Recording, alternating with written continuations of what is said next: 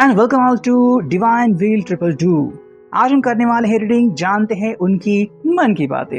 ये होने वाला है जनरल कलेक्टिव रीडिंग, तो सभी राशियों के लिए है। तो चाहे आपकी राशि मेष से लेके मीन तक हो, अगर उससे कनेक्टेड कार्ड आपको टैरो से नहीं निकला तो भी आप इस रीडिंग को कंप्लीटली देख सकते हैं, ठीक है।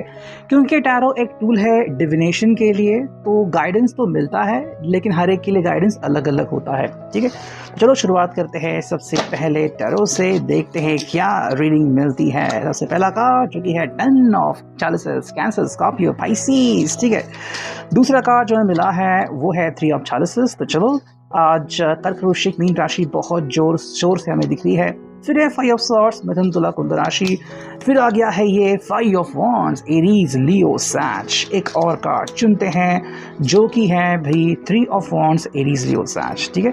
तो ये सारे कार्ड्स हमें मिल चुके हैं। देखते हैं रीडिंग हमें क्या मिलती है।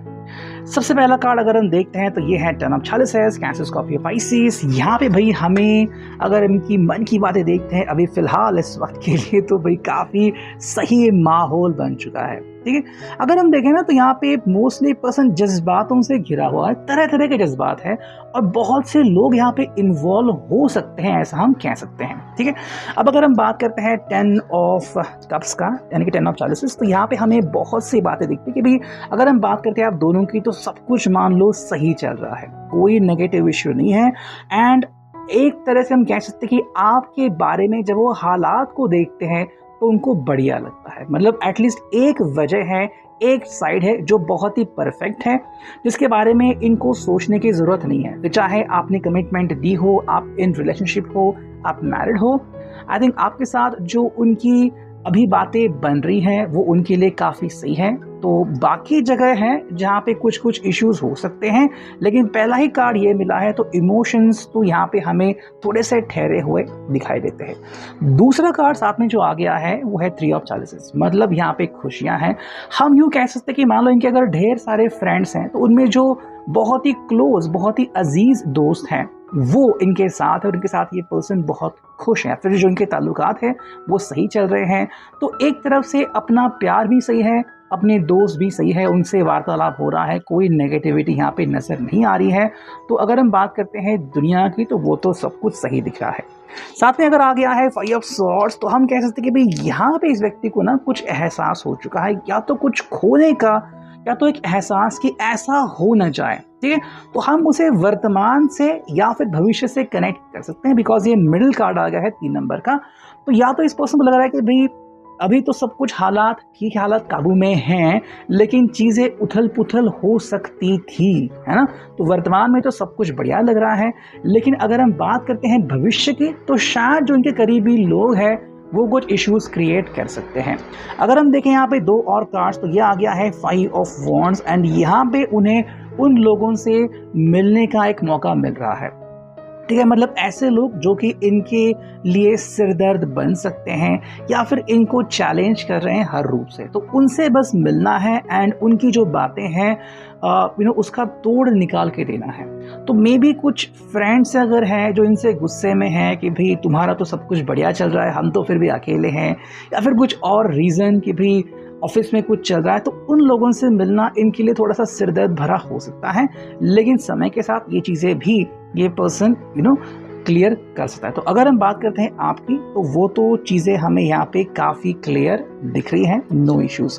5th कार्ड अगर हम देखते हैं तो ये है 3 ऑफ वॉन्ड्स, मतलब देखो यहाँ पे ये पर्सन जो है वो एक्चुअली आपके साथ और समय बिताने के लिए बेकरार दिखता है, ठीक है। तो ये समय चाहे उन्हें अभी मिले या फिर बाद में मिले, या फिर अगर हम बात करते हैं डायरेक्टली नाइट के टाइम की, मे बी उस टाइम अगर आप दोनों बातें करते हुए ये सोच रहे कि भाई खुले आसमान के नीचे, शायद ये टेरेस पे हैं या फिर कहीं पे घूम रहे हैं, आपको फ़ोन कर रहे हैं, आपसे दिल की बातें, मन की बातें कर रहे हैं। तो ये उनके लिए मान लो एक हसीन पल है जिसकी अभी से ही उनको उत्सुकता है, अभी से ही उनको बहुत मतलब इस पल का इंतज़ार है। ठीक है, अब अगर हम देखते हैं दूसरी ओरेकल की क्यों या फिर एग्जैक्टली क्या हो रहा है ऐसा, तो देखो ये पहला कार्ड आ गया है यस यू कैन। तो जो नेगेटिविटी थी वो दूर जा चुकी है एंड अब ये खुद के ऊपर बिलीव करने लगे हैं कि हाँ मैं कर सकता हूँ। मतलब जहाँ पे नेगेटिविटी आ रही थी कहीं दूर से, या फिर कोई व्यक्ति अगर जानबूझ के नकारात्मक भूमिकाएं तैयार कर रहा था, तो ऐसे व्यक्ति से निपटना उनके लिए आसान है।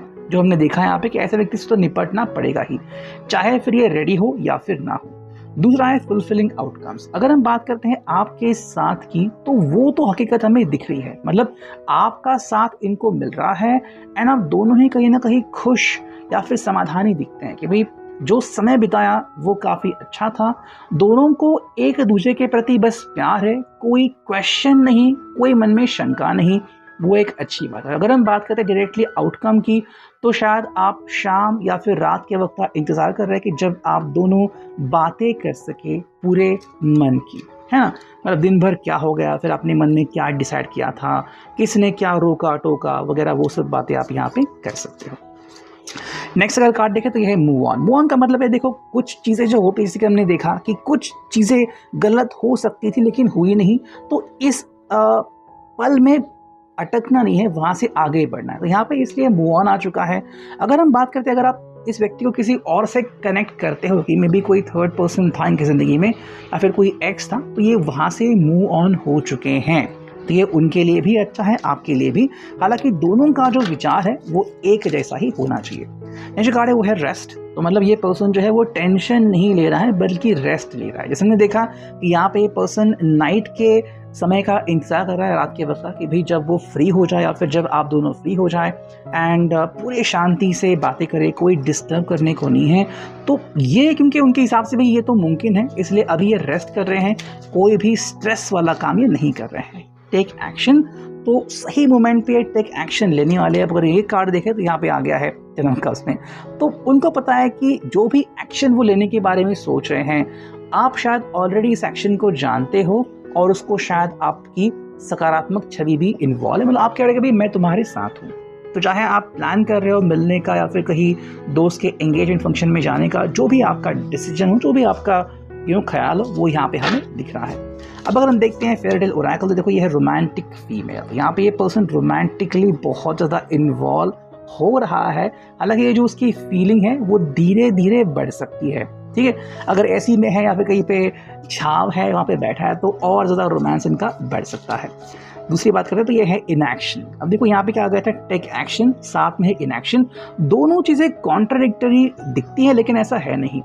अगर उनको पता है कि आपका साथ उनको मिल चुका है तो और कुछ कहने की ज़रूरत है ही नहीं, और जब वो समय आएगा एक दूसरे से बात करने के लिए, तब वो एक्शन लेंगे, शायद आपको फ़ोन करेंगे या फिर आपको कहेंगे कि उनका प्लान क्या है। सडन रियलाइजेशन, कुछ चीज़ें हैं जिनकी सोच जो है अचानक उनके दिल में आती है कि मुझे क्या करने की ज़रूरत है, मतलब अचानक से प्लानिंग करना है। ठीक है, तो ये भी अगर हो रहा है तो मेरे हिसाब से आप उनके ऊपर गुस्सा नहीं होंगे। आप कहेंगे भाई ठीक है भाई, आपने कोई प्लानिंग की है, अचानक हुई है, कोई आपत्ति नहीं है।